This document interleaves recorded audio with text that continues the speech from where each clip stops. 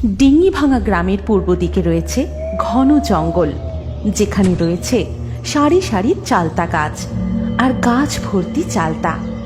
যেই চালতা মাটিতে পড়ে পচে নষ্ট হলেও সেই গ্রামের মানুষ চালতার স্বাদ প্রায় ভুলতেই বসেছে। কারণ এই ঘন জঙ্গলে গ্রামের কোনো মানুষ আসতে সাহস পায় না। কিন্তু আজ বানি আর ডকাইদের বাড়িতে চালতা দিয়ে টকের ডাল রান্না হচ্ছে। ডকাইয়ের মা সব রান্না শেষ করে ছেলে মেয়েকে ভাত খাবার জন্য ডাক দেয়। আরে এই বানি, ডকাই, ভাত খেয়ে যা বাবা, বেলা যে গড়িয়ে গেল।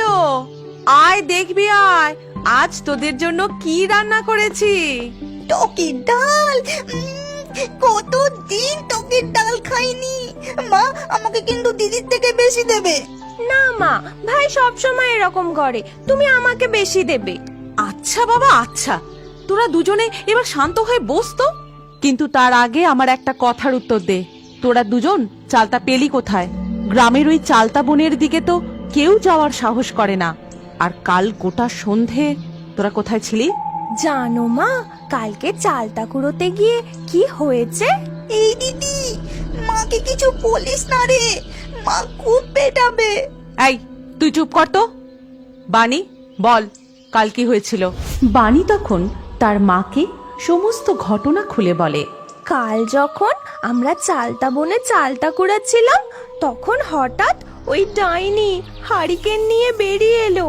আর জানো মা, ওই ডাইনি বুড়ি গ্রামে ঢুকে যাকে দেখতে পাচ্ছে তাকেই তুলে নিয়ে যাচ্ছে। জানো তো মা, ওই ডাইনি বুড়ির জীবনে অনেক দুঃখ, কালকে আমাদের সব বলেছে। আর ওই ডাইনি বুড়ি চোখেও দেখতে পায় না, শুধু হারিকেনের আলোতেই দেখতে পায়, আমাদের বলছিল। আজ থেকে বহু বছর আগে ওই চালতা বনেই ছিল আমার শ্বশুর বাড়ি। গরিবের মেয়ে হওয়ায় আমার শাশুড়ি মা কোনো দিনই আমাকে পছন্দ করতেন না। এমনই একদিন, বৌমা, ও বৌমা, আরে ও বৌমা। হ্যাঁ মা, বলুন। বলি কানের মাথাটা কি খেয়েছো নাকি? এতক্ষণ ধরে ডাকছি, আর সূর্য যে মাথার উপর উঠে গেল।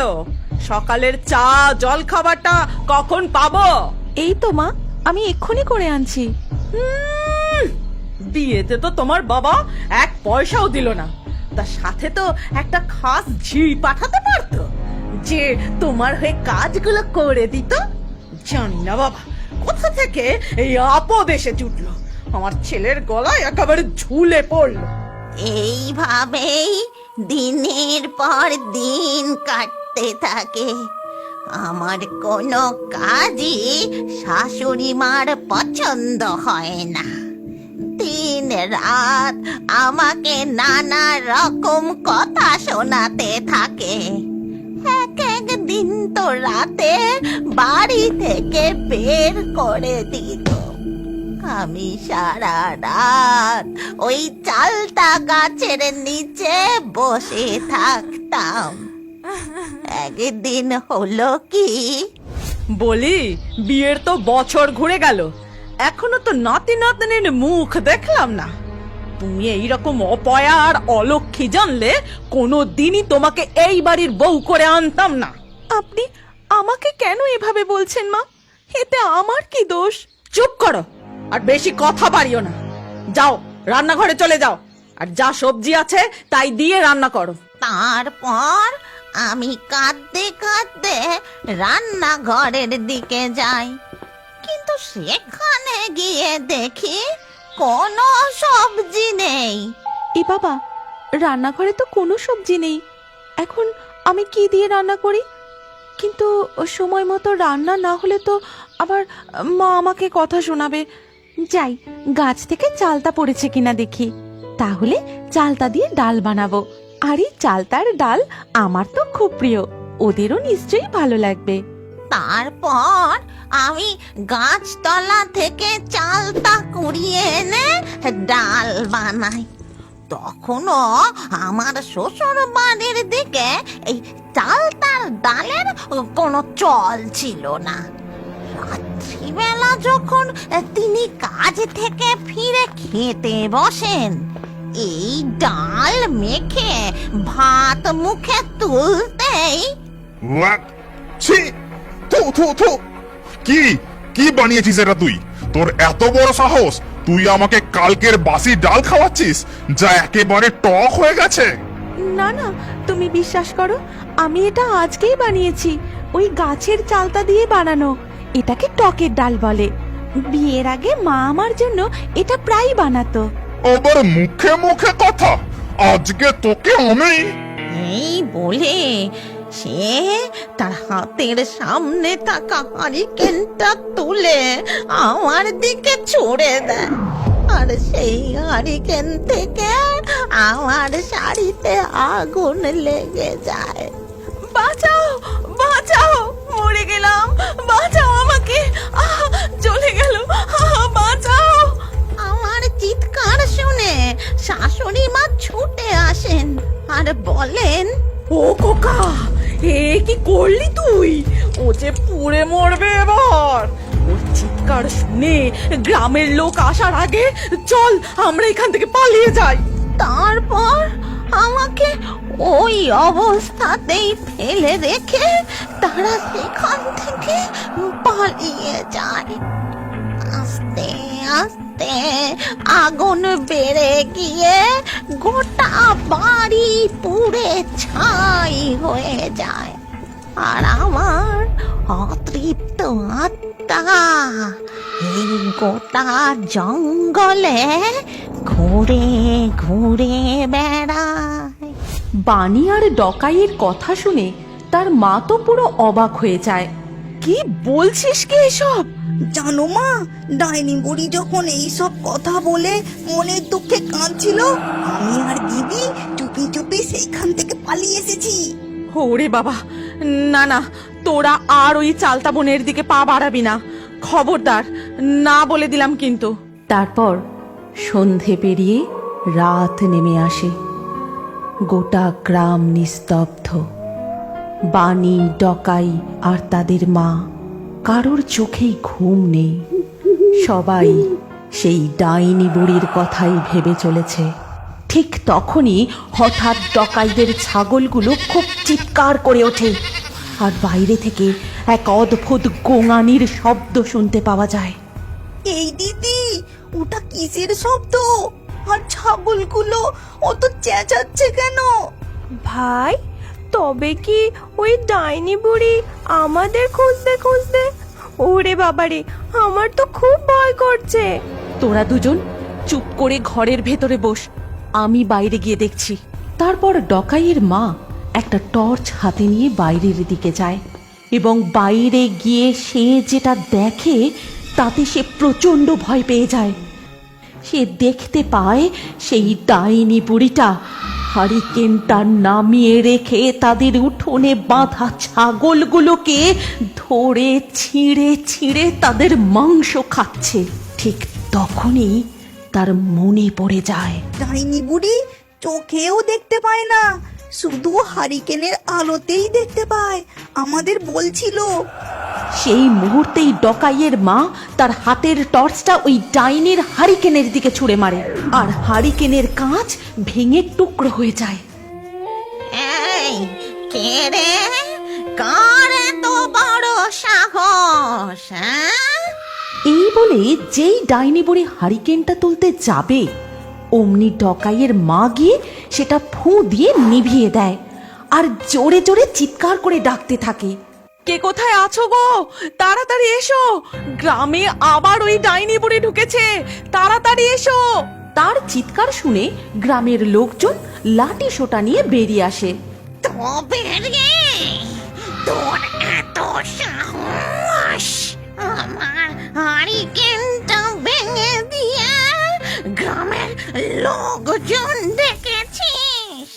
এই বলে সে আবার তার হারিকেনটাকে জ্বালিয়ে নেয়, কিন্তু ততক্ষণে গ্রামের লোকজন জড়ো হয়ে গেছে। তারপর সে হারিকেনটা তুলে সবার মুখ একে একে দেখে। আর বলে, সব কটার মুখ আমি দেখে নিয়েছি।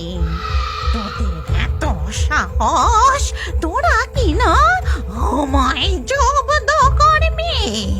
তোদেরকে আমি দেখে নেব আমি। এই কথা বলে সে তার হারিকেন নিয়ে জঙ্গলের দিকে চলে যায়। আর জঙ্গলে প্রবেশ করতেই শোনা যায় এক ভয়ঙ্কর হাসির আওয়াজ।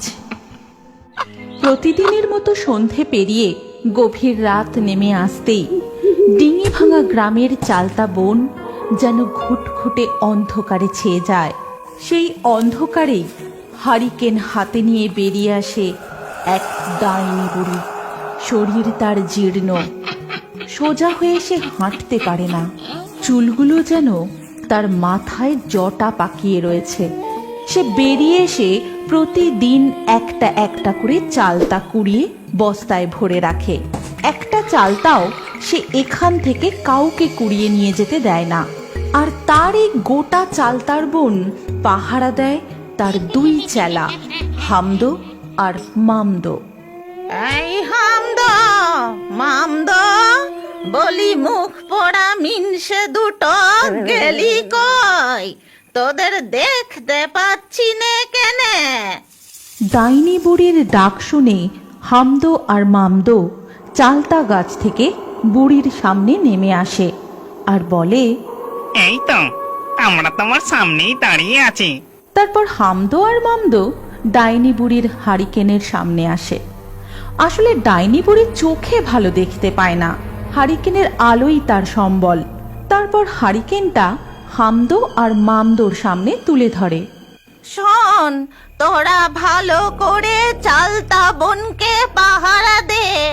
আমি একটু গ্রামের দিকে যাচ্ছি। খিদে আমার পেট জ্বলে যাচ্ছে। যতই খাচ্ছি এই জম্মের খিদে যেন আর আমার মেটে না। দেখি গ্রামের দিকে কোনো মুরগি, ভেড়া, ছাগল কিছু পাই কিনা। এই বলে ডাইনি বুড়ি তার হারিকেন হাতে নিয়ে সেই গভীর রাতে গ্রামের দিকে যায়। আর সেখানে গিয়ে একটা বাড়ির সামনে সে ঘুরতে থাকে। আর কর্কশ গলায় সে একই কথা বারবার বলতে থাকে। খিদে পেয়েছে, আমার খুব খিদে পেয়েছে। হাতের সামনে যাকেই পাবো তাকেই ছিঁড়ে ছিঁড়ে খাবো। কাউকে ছাড়বো না, আমি কাউকে ছাড়বো না। সেই সময় ওই বাড়ির ভিতরই এক নববিবাহিত দম্পতি বসে গল্প করছিল। বলছি গিন্নি, তুমি বাড়িতে এত গয়নাগাটি আর পড়ে থেকো না। গ্রামে চোর ছেঁচোরের যা উপদ্রব, খবর পেলেই ব্যাস।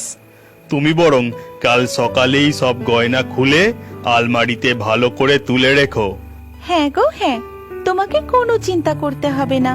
এখন চলো তো, অনেক রাত হয়ে গেছে, এবার ঘুমিয়ে পড়ো। ঠিক তখনই তারা বাইরে কিসের যেন একটা শব্দ শুনতে পায়। তখন বাইরে কিসের যেন একটা শব্দ শোনা যাচ্ছে। আমার সন্দেহটাই কি ঠিক? নিশ্চয়ই কোনো চোর এসেছে। তুমি এখানে চুপটি করে বসো, আমি বাইরে গিয়ে দেখছি। বেটাকে আজ মেরে মাথা ফাটিয়ে দেব। এই বলে সে একটা লাঠি হাতে নিয়ে বাইরের দিকে বেরিয়ে যায়। ওগো ওগো শোনো, তুমি একা যেও না। শোনো শোনো আমার কথা। এই কে রে? কে চুরি করতে এসেছিস? সাহস থাকলে সামনে এগিয়ে আয়। তারপর সে এদিক ওদিক তাকাতেই দেখতে পায় হারিকেন হাতে কে যেন একটা উঠোনের সামনে দাঁড়িয়ে আছে। সে প্রচণ্ড রেগে গিয়ে তার দিকে এগিয়ে যায়। আর এগিয়ে যেতেই ডাইনি হারিকেনটা তুলে তার মুখের দিকে তাকায়। তার দিকে তাকাতেই লোকটি প্রচণ্ড ভয় পেয়ে যায়। সেখানেই থরথর করে কাঁপতে থাকে।